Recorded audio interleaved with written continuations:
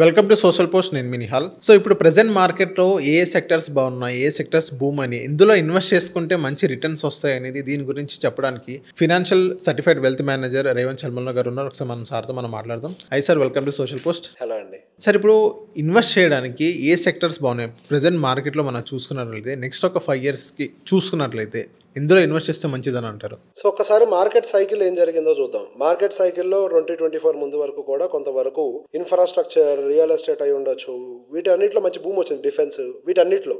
So అది ఎందుకు వచ్చింది? అక్కడ గవర్నమెంట్ ఫోకస్ అనేది ఎక్కువగా ఉంది. సో గవర్నమెంట్ అంటే పబ్లిక్ క్యాపెక్స్ అనేది, పబ్లిక్ అంటే మనం కాదు, గవర్నమెంట్ క్యాపెక్స్ని మనం పబ్లిక్ క్యాపెక్స్ అని అంటాం. పబ్లిక్ క్యాపెక్స్ అనేది అక్కడ స్పెండింగ్ ఎక్కువగా ఉండడం వల్ల మనకి వాటిలో బూస్ట్ అనేది ఎక్కువగా కనిపించింది. At the same time government analyse చేసేటప్పుడు ప్రైవేట్ క్యాపెక్స్ వీక్ అవుతుందని ఒక ఐడెంటిఫికేషన్, క్లారిటీ వచ్చింది. ప్రైవేట్ క్యాపెక్స్ దేనివల్ల వస్తుందంటే మనలాంటి వాళ్ళు పెట్టేటువంటి ఖర్చులు, ఆ డబ్బులు మళ్ళీ కంపెనీలకు వెళ్ళటం ద్వారా వాళ్ళకు కొంత లాభాలు రావడం ద్వారా, వాళ్ళు కొత్త ఇన్ఫ్రాస్ట్రక్చర్ని బిల్డ్ చేయడం ద్వారా, దాని ద్వారా కొత్త ఉద్యోగాలు క్రియేట్ అవుతూ ఉంటే it's cyclic process again. So ఈ పబ్లిక్ క్యాపెక్స్ స్పెండింగ్ మీద ఫోకస్ పెట్టినప్పుడు ప్రైవేట్ క్యాపెక్స్ వీక్నెస్ అనేది మార్కెట్లో ట్రిగ్గర్ అయింది. సో బేసిక్గా దీన్ని కవర్ చేసే ప్రయత్నంలోనే మనకి మొన్న physical policy changes, monetary policy changes, ఈ 2 రకాల చేంజెస్ని తీసుకొని వచ్చారు. సో ఎప్పుడైనా సరే ఆర్థికంగా ఏదైనా దేశాన్ని కొద్దిగా స్లో డౌన్ చేయాలన్నా ఇంటెన్షనల్లీ కూడా స్లో డౌన్ చేస్తారు. ఇన్ఫ్లేషన్ని కంట్రోల్ చేయడానికి, టూ మచ్గా పెరిగిపోతుంది అన్నప్పుడు, లేదా బాగా తగ్గిపోతుంది గ్రోత్ అనుకుంటున్నప్పుడు బూస్ట్ చేయడానికి, లేదా దాని ప్రాబ్లం రాబోతుందని ఒక క్లారిటీ ఉన్నప్పుడు దాన్ని చేయడానికి.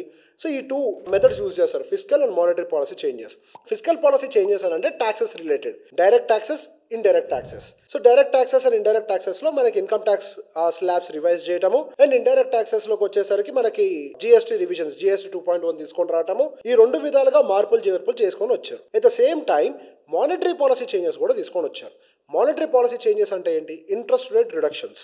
సో ఇంట్రెస్ట్ రేట్ రిడక్షన్స్ వల్ల ఎగ్జిస్టింగ్గా ఏవైతే ఈఎంఐస్ ఉన్నవాళ్ళు, లోన్స్ ఉన్నవాళ్ళు పే చేస్తూ ఉంటారో అవి తగ్గుతాయి. ఓకే. సో అవి తగ్గటం వల్ల వాళ్ళ దగ్గర మరి కొంత సేవింగ్స్ మిగులుతాయి. ఆ సేవింగ్స్ మళ్ళీ ఖర్చుల్లోకి వెళ్తాయి. సో ప్రైవేట్ క్యాపెక్స్ మళ్ళీ సైకిల్ బిల్డ్ అవుతుంది అని చెప్పేసి. అదొక్కటే కాకుండా సిఆర్ఆర్ అని ఉంటుంది, cash reserve ratios for the banks. అంటే కంపల్సరీ ఇంత మందం మీరు పక్కకు పెట్టిన తర్వాతనే మీరు లోన్స్ ఇవ్వాలి అనేది. సో ఆ రేషియోని తగ్గించారు. సో మరింత లోన్స్ మార్కెట్లోకి ఇవ్వడానికి ఫీజిబిలిటీ పెరుగుతుంది. ఇట్లా కొన్ని లక్షల కోట్ల రూపాయలని మార్కెట్లోకి ఇన్ఫ్యూజ్ చేసే ప్రయత్నం చేశారు. ఇన్కమ్ ట్యాక్స్ రిడక్షన్స్ ద్వారా సుమారుగా 1,00,000-2 లక్షల కోట్లు ఎంతో మార్కెట్లోకి వస్తుంది సర్క్యులేషన్లోకి. అండ్ జిఎస్టీ వల్ల 1,00,000-2 లక్షల కోట్ల వరకు మార్కెట్ సర్క్యులేషన్లోకి వస్తుంది. ఇంట్రెస్ట్ రేట్స్ ఇవన్నీ కూడా కొద్దిగా ఈజ్ చేసి సిఆర్ఆర్ తగ్గడం వల్ల దాదాపుగా 8-12 లక్షల కోట్లు మార్కెట్లోకి వస్తుంది. సో బేసిక్ ఈ మార్కెట్లో ఈ సర్క్యులేషన్ ఇదంతా ఒక్కసారి జరగదు. ఇప్పటికిప్పుడు తగ్గించారు జిఎస్టీ. ఈ రోజు రాత్రిరే సంవత్సరానికి సరిపడా అందరూ కొనేస్తారా? కాదు కదా. సో నిదానంగా జరుగుద్ది ఆ ప్రాసెస్. ఇన్కమ్ ట్యాక్స్ కూడా అంతే కదా. మహా అయితే ఏమవుతుంది, ఈ నెల మీకు పడేటువంటి శాలరీలో ఈ నెలకి సంబంధించిన టీడీఎస్ ఎక్కువగా కట్టేదేమో తక్కువ కట్టేస్తుంది. అవును. సో బేసిక్గా దీని ఇంపాక్ట్ అంతా కనపడటానికి కొంత టైం పడుతుంది, ఒక 1 year టైం ఫ్రేమ్ పడుతుంది. At the same time business వాళ్ళు కూడా ఇన్కమ్ ట్యాక్స్ ఫైలింగ్ చేస్తూ ఉంటారు, బయట వ్యాపారం చిన్న చితక అందరూ. వాళ్ళందరికీ ఎప్పుడు కనిపిస్తుంది ఇంపాక్ట్? ఇయర్ ఎండింగ్కి కనిపిస్తుంది. సో బేసిక్గా వీళ్ళందరికీ ఇంపాక్ట్ పడటానికి కూడా కొంత టైం పట్టింది, ఇన్కమ్ ట్యాక్స్ది పడుతుంది కూడా. At the same way GST కూడా అంతే. అది రిడక్షన్ జరగాలి, జరిగిన తర్వాత సేల్స్ బూస్ట్ అవ్వాలి. ఆ సేల్స్ బూస్ట్ అయిన దాంట్లో వాళ్ళు కొనేటువంటి ఐటమ్ కొంత డిస్కౌంట్ వీళ్ళకి రావాలి, జిఎస్టీ తగ్గడం వల్ల. ఆ డబ్బుల్ని మళ్ళీ మార్కెట్లోకి పంపించేయాలి. సో ఇదంతా ఒక ప్రాసెస్. ఈ ప్రాసెస్లోకి వెళ్ళడానికి కొంత సమయం పడుతుంది. At the same time interest rate reductions కూడా సేమ్. ఇప్పుడు ఇంట్రెస్ట్ రేట్ రిడక్షన్ వాళ్ళు తగ్గించిన తర్వాత వాళ్ళకి 15 సంవత్సరాలు ఉంటే 15 సంవత్సరాల మీద ఇంపాక్ట్ చూపిస్తుంది. మేబీ అట్లీస్ట్ 1 year వెయిట్ చేయాలి. ఇప్పుడు ఈ నెల 2,000 మిగిలితే 2,000 తోటి కారు కొంటారా, ఆటో కొంటారా? ఏది కొనలేవు. ఏసీ కూడా కొనలేవు. అదే ఒక సంవత్సరం పాటు 2,000 మిగిలితే ఒక ఏసీ వస్తుంది. అవును. అట్లా మళ్ళీ డబ్బులు మార్కెట్లోకి వస్తాయి. సో బేసిక్గా ఈ ప్రాసెస్ మొత్తంలో ఏం జరుగుతుంది, మనకి ఎండ్ ఆఫ్ ద డే ఈ డబ్బులన్నీ కూడా కన్సంప్షన్లోకి వెళ్ళాలి అని ఇంట్రెస్ట్ చూపిస్తున్నాయి. కన్సంప్షన్ అంటే ఏంటి? ఎయిర్ కండిషనర్స్ అవి ఉండొచ్చు, వాట్ ఎవర్ ఇట్ ఈస్. మనం వాడుకునే ప్రతి వస్తువు, ఆటోమొబైల్స్లో 2-wheeler, 4-wheelers, everything, travel, trips, tours, FMCG goods, మనం తినే ఫుడ్, రెస్టారెంట్స్కి వెళ్ళటం అయి ఉండొచ్చు. ఈ బిహేవియర్ అంతా మళ్ళీ కొంత పుంజుకునే అవకాశాలు ఉన్నాయి. ఓకే సార్, ఇప్పుడు నెక్స్ట్ ఇప్పుడు మనం ఏదైతే యూజెస్ అని అన్నారు, కార్స్ కానీ ఆ కార్స్ కానీ వేరే ఏసీస్ కానీ అందులో కొంచెం టెక్నాలజీ పెంచి ఇంకా కొంచెం హయ్యర్ అమౌంట్కి సెల్ చేసినట్టు వాళ్ళ ట్యాక్సెస్ కూడా కొంచెం అటు ఇటు అవుతాయి. ఆ సెగ్మెంట్ కూడా కొంతమంది చూస్తున్నారు కదా సార్. సో ఇప్పుడు ఎట్లుంటుంది అని అంటే, కార్స్ అమ్మేవాళ్ళు దాన్ని ఫీచర్స్ అప్గ్రేడ్ చేసి అమౌంట్ని పెంచడానికి ట్రై చేయరు. Okay. Already India is a budget car market. India luxury car market కాదు. లగ్జరీ కార్స్ కొంతమంది కొంటూ ఉంటారు, బడ్జెట్ కార్ మూవ్మెంట్ ఎక్కువ. That is the reason Maruti is number 1 company. అవును. మారుతి ఆర్ టాటా ఆర్ మహేంద్ర, వీటిని దాటి ఏ కంపెనీలు వచ్చాయి? అవును. India is a budget car company. మళ్ళీ వాళ్ళ బడ్జెట్ని పెంచడం ద్వారా వాళ్ళ సేల్స్ ఎట్లా బూస్ట్ అవుతాయి? ఓకే. ఇప్పుడు వాళ్ళ బడ్జెట్ పెంచడం ద్వారా వాళ్ళకి ఏమొస్తుంది? ఇప్పుడు వాళ్ళకి నెంబర్ ఆఫ్ యూనిట్స్ ఇన్వెంటరీ అంతా మూలుగుతుంది అటు వేర్ హౌసెస్లో, డిస్ట్రిబ్యూటర్ల దగ్గర. ఇప్పుడు ఆ ఇన్వెంటరీని అంతా క్లియర్ చేయాలి. ఇన్వెంటరీని క్లియర్ చేయాలి అని అంటే వాళ్ళు బడ్జెట్ పెంచుతాడు కుదరదు. వాళ్ళు అవసరమైతే నెంబర్ ఆఫ్ యూనిట్స్ సేల్స్ని పెంచుకోవడానికి ట్రై చేస్తారు. కానీ ఒకవేళ నిజంగా మీరు అనుకుంటున్నట్టు కనుక ఫీచర్ పెంచాలంటే ఇంకో మోడల్ రిలీజ్ చేస్తారు. ఓకే. ఉన్న వాటిలో మార్చరు. ఇఫ్ యూ సీ ఒక కార్ ఉంది అని అంటే అందులో అన్ని వేరియంట్స్ ఉంటాయి. అవును. రైట్. ఎవరికి ఏ వేరియంట్ కావాలో అది కొనుక్కుంటారు. ఫీచర్స్ పెంచి బలవంతంగా రుద్దరు. మేబీ అవసరమైతే నెక్స్ట్ మోడల్ తీసుకొని వస్తారేమో, అడిషనల్ ఫీచర్స్ యాడ్ చేసి ఇంకో మోడల్ యాడ్ చేస్తారేమో, అంతే. సో బేసిక్గా ఇట్లా బడ్జెట్ని తగ్గించి ఆల్మోస్ట్ ఎంత మనకి 8 to 10% బడ్జెట్ రిడక్షన్ అవుతుంది ఒక్కొక్క ఆటోమొబైల్లో. 8 to 10% 10 లక్షల కారులో సుమారు 80,000 నుంచి ₹1,00,000 దాకా తగ్గుతుంది కదా. 10 లక్షల కారులో అది చాలా పెద్ద విషయం కదా. ₹1,00,000 అంటే ఈఎంఐ పెట్టుకునే వాడికి వర్స్ట్ కేసులో ఒక 1,000-1,500 మందం కలిసి రాదా 5 సంవత్సరాల మీద? It's a big matter. So number of people afford చేసేవాళ్ళు పెరుగుతారు. ఎఫర్ట్ చేసే వాళ్ళ సంఖ్య పెరుగుతుంది. వాళ్ళకంతా వాళ్ళే పెద్ద బడ్జెట్ కార్కి వెళ్తారా తగ్గింది కాబట్టి అనేది వాళ్ళ choice. But end of the day government యొక్క పని ఏంటి అని అంటే బూస్ట్ చేయడం సేల్స్ని. ఆ పనిలో ఆల్రెడీ పడ్డది. సో దీంట్లో భాగం కింద మనకు సైక్లికల్ ప్రాసెస్లో ఆటోమొబైల్స్ బూస్ట్ అవుతాయి, అన్నీ బూస్ట్ అవుతాయి. ఈ ఆటోమొబైల్ ఎవరైనా ఒట్టి క్యాష్ పెట్టుకుంటారా? లోన్ తీసుకుంటారు. ఇల్లు బూస్ట్ అవుతాయి. ఏం చేస్తారు? లోన్ తీసుకుంటారు.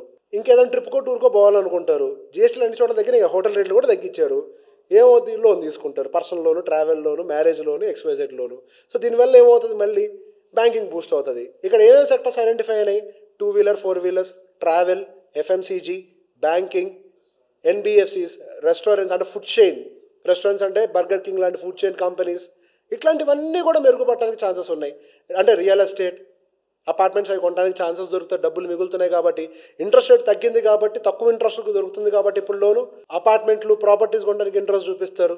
So it's cyclical process. చిన్నగా కన్జంప్షన్ ఓరియంటెడ్గా ఎక్స్పోర్ట్స్ ఒకటి పక్కకు పెట్టి ఇండియాలో జరుగుతున్నటువంటి ట్రాన్స్ఫర్మేషన్ వల్ల ఈ కన్జంప్షన్ ఓరియంటెడ్ థీమ్ మొత్తం అన్నీ ఒకేసారి నేను చెప్పను, ఒక సైక్లికల్ ప్రాసెస్లో ఒకదాని తర్వాత ఒకటి రివైవ్ అవుతూ పైకి వెళ్ళే అవకాశం ఉంది.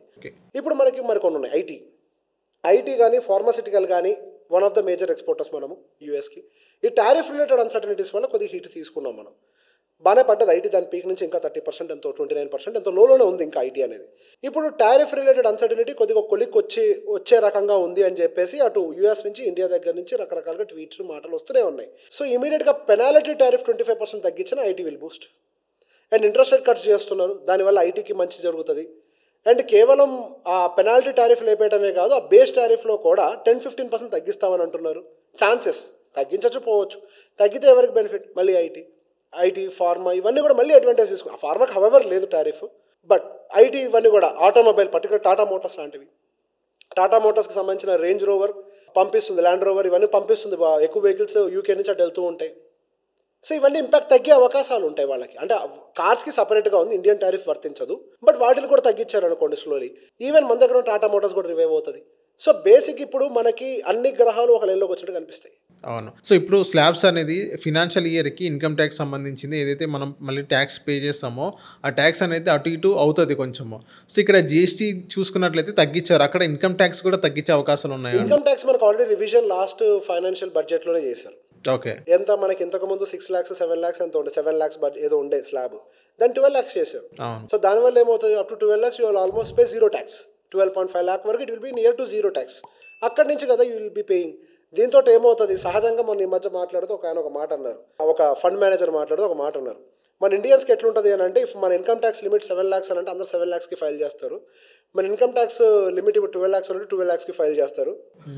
ఆటోమేటిక్గా ఇన్కమ్లు కూడా డేటాస్ ప్రకారం పెరిగిపోతూ ఉంటాయి. అంటే average income of an Indian will also grow.